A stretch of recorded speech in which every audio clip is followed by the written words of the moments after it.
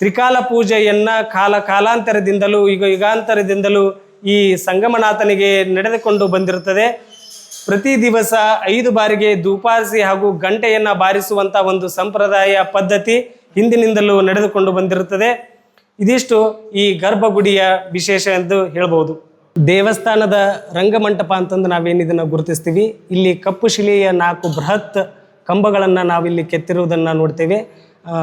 ವಿಶೇಷವಾದಂತಹ ಕೈಚಳಕ, ವಿಶೇಷವಾದಂತಹ ಒಂದು ಕೆತ್ತನೆ ಈ ಭಾಗದಲ್ಲಿ ಕಾಣ್ತೇವೆ. ಇಲ್ಲಿರುವಂತಹ 2 ನಂದಿಗಳನ್ನು ನಾವಿಲ್ಲಿ ಗುರುತಿಸ್ತೇವೆ. ಒಂದು ನಂದಿ ಏನಿದೆ ಪರಮೇಶ್ವರನ ವಾಹನವಾಗಿರುವಂತಹ ನಂದಿ ಎಂದು ಒಂದು ನಂದಿಯನ್ನು ಗುರುತಿಸ್ತಾರೆ.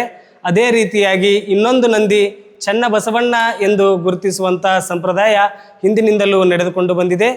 ಒಟ್ಟಾರೆಯಾಗಿ ಈ ರಂಗಮಂಟಪದಲ್ಲಿರುವಂತಹ 2 ನಂದಿಗಳು ಸಂಗಮೇಶ್ವರನ ದೇವಾಲಯದಲ್ಲಿ ಕಾಲಾಂತರಗಳಿಂದಲೂ ಇದ್ದವು ಎಂಬುದನ್ನು ನಾವಿಲ್ಲಿ ಗಮನಿಸಬೇಕಾಗ್ತದೆ. ಅಂದರೆ ನದಿ ತೀರನೇ.